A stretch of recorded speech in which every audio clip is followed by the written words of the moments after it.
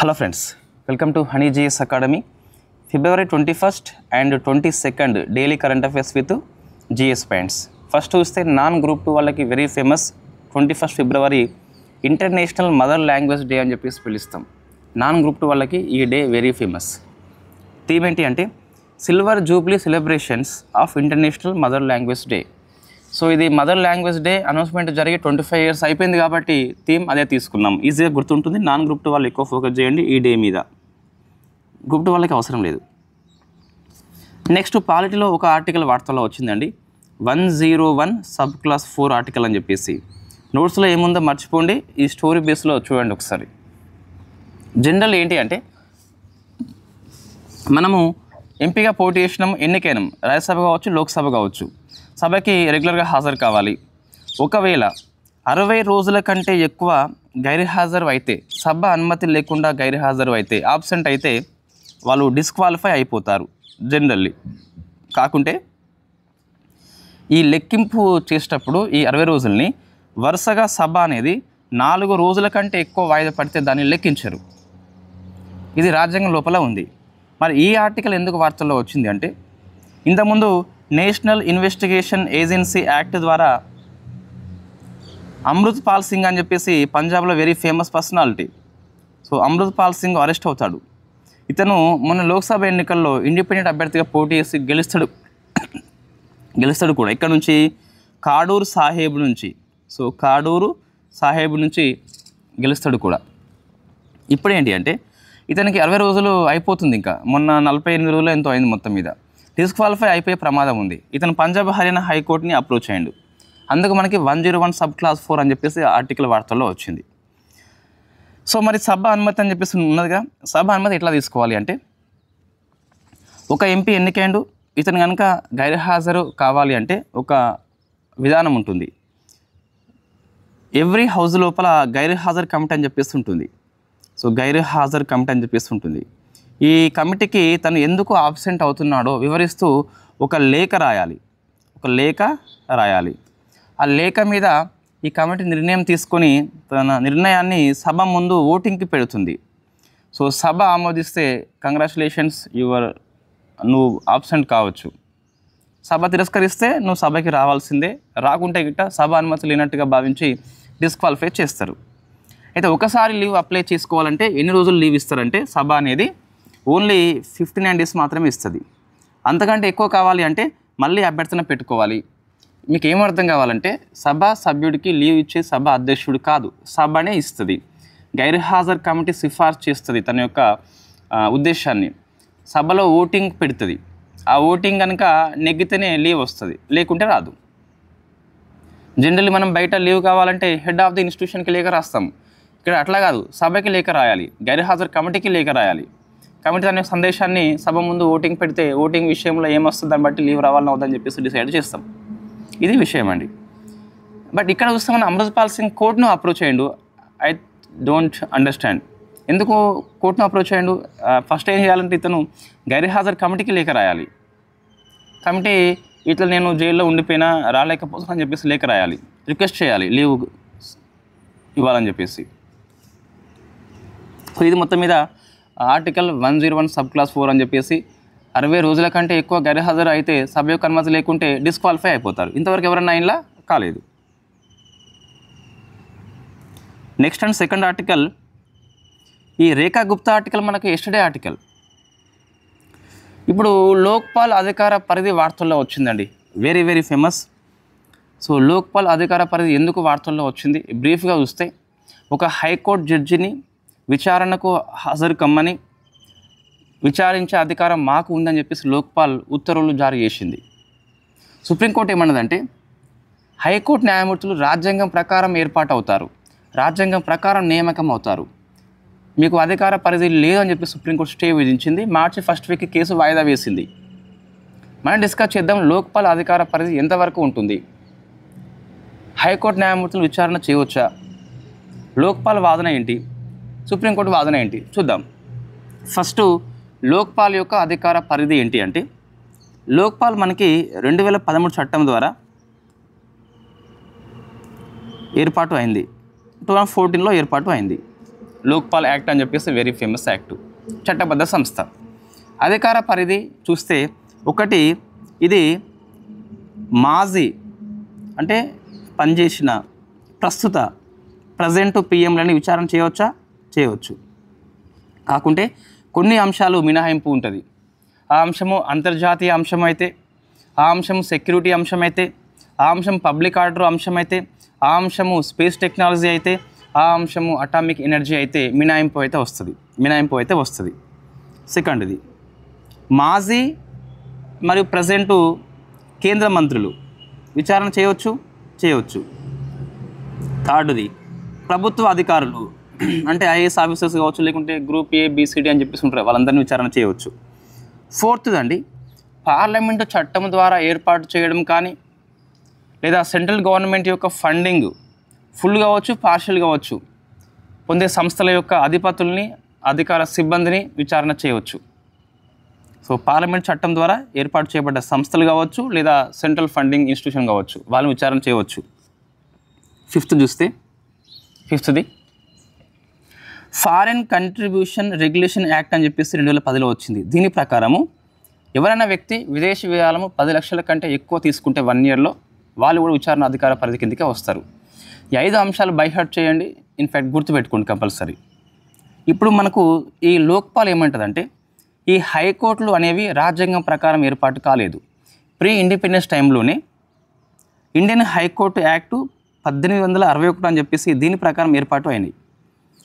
So ఈ చట్టం ద్వారా ఏర్పాటు అయినాయి కాబట్టి మాకు విచారణ అధికార పరిధి కిందకి వస్తారని చెప్పేసి లోక్పాల్ వాదిస్తుంది. సుప్రీంకోర్టు ఏమంటుంది? So every judges high court or supreme court రాజ్యాంగం ప్రకారం నియామకం అవుతారు, చట్టం ప్రకారం కాదు. 214 ఆర్టికల్ ఉన్నది, 124 ఆర్టికల్ ఉన్నది, సుప్రీంకోర్టు, హైకోర్టు. సో రాజ్యాంగం ప్రకారమే అవుతారు, చట్ట ప్రకారం కాదు అని చెప్పేసి సుప్రీంకోర్టు యొక్క వాదన. స్టే విధించింది, March 1st వీక్లో తీర్పు వస్తుంది, మనం అప్పుడు డిస్కస్ చేద్దాం ఇంకా పూర్తిగా. ఇక్కడ 1961 కాదండి, సారీ, ఇది 1861. రైట్, ఇది అర్థమైంది కదా. లోక్పాల్ యొక్క వాదన ఏంటి అంటే, ఇండియన్ హైకోర్ట్స్ ఏవైతే ఉన్నాయో ఇండియన్ హైకోర్టు యాక్ట్ ప్రకారం ఏర్పడ్డాయి, రాజ్యాంగం ప్రకారం కాదు. సుప్రీంకోర్టు ఏమంటుంది? రాజ్యాంగం ప్రకారమే నియామకం అవుతున్నారు. రెండు వాదనలు కరెక్టే వాళ్ళ పాయింట్ ఆఫ్ వ్యూలో. సుప్రీంకోర్టు యొక్క ఫైనల్ వ్యూ మనం డిస్కస్ చేసిన తర్వాత ఒకసారి నోట్స్లో ఏముందో 1 సెకండ్ దీన్ని ఆపేసి పాజ్ చేసి చదివినాక నెక్స్ట్ ఆర్టికల్కి వెళ్ళండి. యూపీ అసెంబ్లీ వార్తల్లో వచ్చిందండి. జనరల్లీ మనకి ప్రసంగాలు ఏ భాషలో మాట్లాడితే అదే భాషలో వినిపిస్తాయి, వెరీ న్యాచురల్ అది.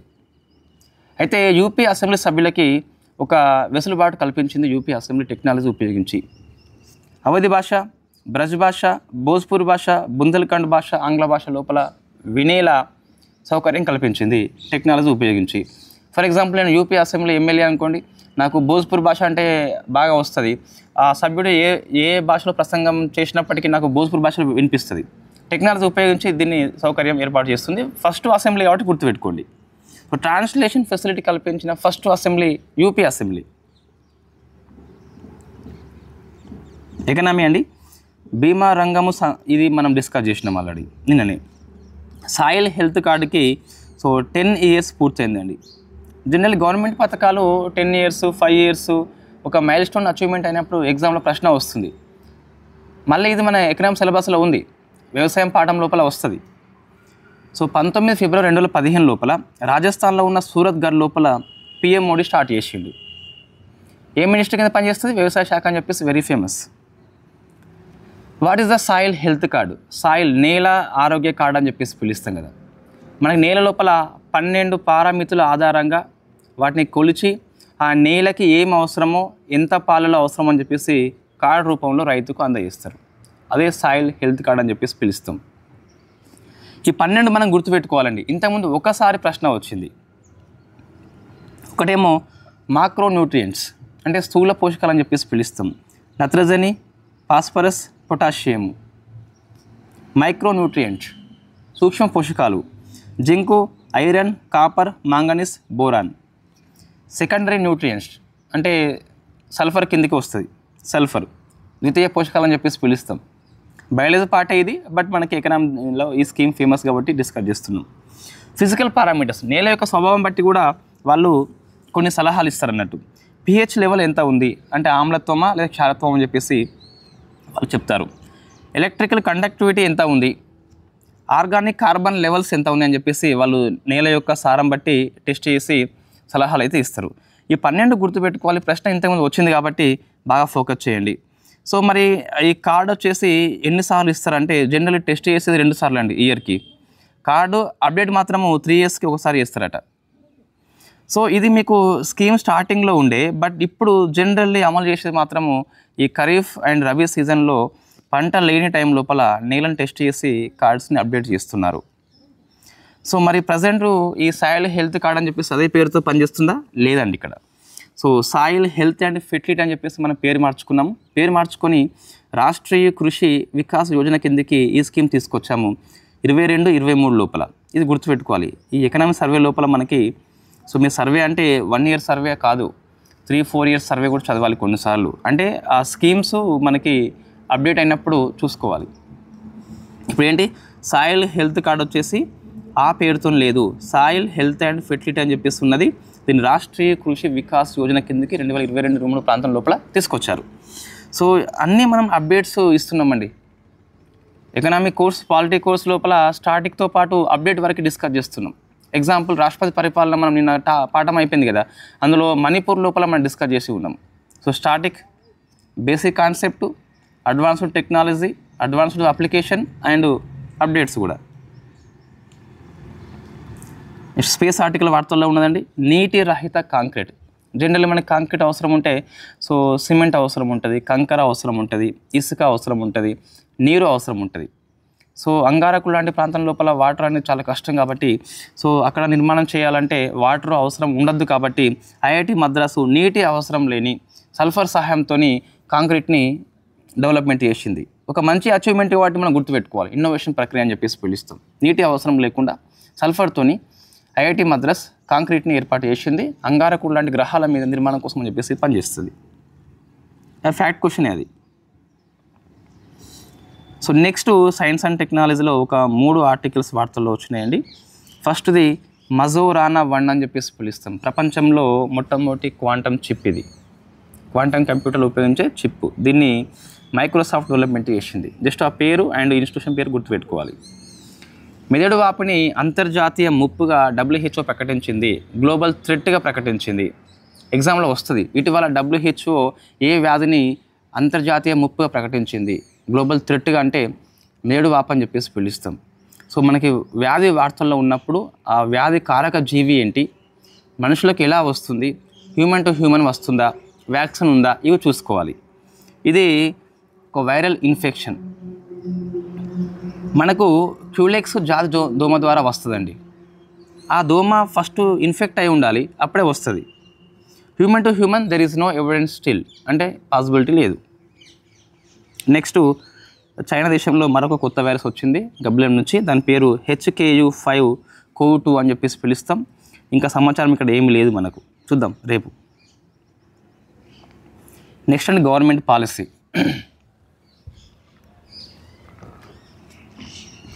సో ఢిల్లీలో మనకి ఇంతకుముందు ఆయుష్మాన్ భారత్ స్కీమ్ లేకుండే, ఇప్పుడు అమల్లోకి వచ్చింది కాబట్టి ప్రజెంట్ ఆయుష్మాన్ భారత్ స్కీము అమల్లో లేని ఏకైక రాష్ట్రం పేరు వెస్ట్ బెంగాల్ అండి.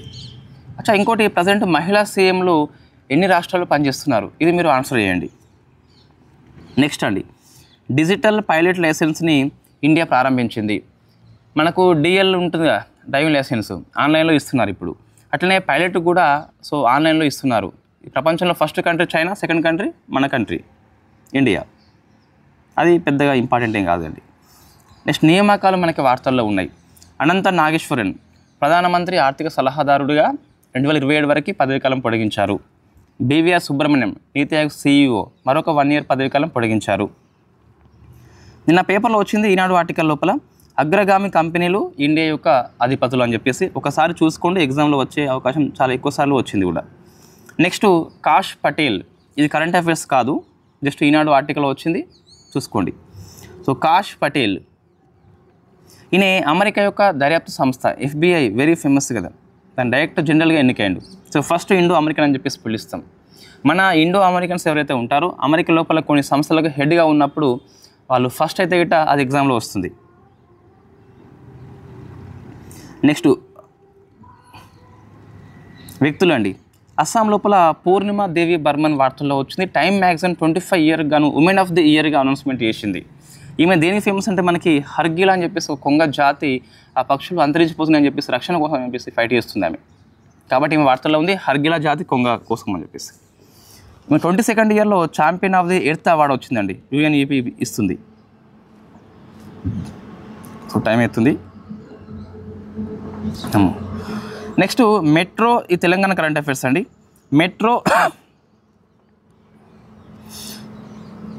Metro urban vegetable cluster scheme అని చెప్పేసి హైదరాబాద్ ఎంపికైంది. ఇందిరమ్మ ఇళ్ళ పనులను శంకుస్థాపన చేసిండు సీఎం నారాయణపేట డిస్టిక్ లోపల అప్పక్పల్లి గ్రామం లోపల.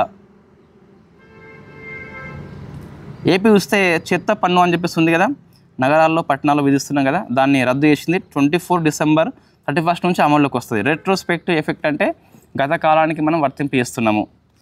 సురక్ష యాప్ అని చెప్పేసి మహిళా రక్షణ, బట్ ఇది ఇంకా అమల్లోకి రాలేదు, చూద్దాం తర్వాత. మనం పేపర్లో ఏమీ ఇవ్వలేదండి, మార్చి 5 నుంచి అయితే అమల్లోకి వచ్చని చెప్పేసి ఇవ్వడం జరిగింది. రాష్ట్రంలో ఇది ఏపీ వాళ్ళకి బాగా ఫేమస్ అండి, గుర్తుపెట్టుకోవాలి. సో అసంఘటిత రంగ కార్మికులు ఎంతమంది ఉన్నారు? 1.8 కోట్ల మంది ఉన్నారు. అందులో ఈ శ్రమ్ పోర్టల్ ఎంతమంది నమోదు చేసుకున్నారు అంటే 81.46 లక్షల మంది నమోదు చేసుకోవడం జరిగింది. ఈ 81.46 లోపల ఉమెన్స్ మనకి సో 56%, అంటే మహిళల కంటే మన మెన్స్ తక్కువ ఉన్నారు, అదే గుర్తుపెట్టుకోవాలి. వాళ్ళు 44%, ఉమెన్స్ ఏమో 56%. ఈ 81.46 లక్షలలో ఎక్కువ ఏ రంగం అంటే వ్యవసాయ రంగం అండి, 67% అని చెప్పేసి గుర్తుపెట్టుకోవాలి. సో ఇటువంటి డాటా ఎగ్జామ్లో వస్తుందండి, డాటా వస్తుంది. సో మనకి పరిశ్రమలు అనే పాఠం లోపల ఇది అప్డేట్ చేసుకుంటాము ఏపీ వాళ్ళు. ఇది 21st and 22nd ఉన్న daily current affairs with JS Pants. So thank you very much.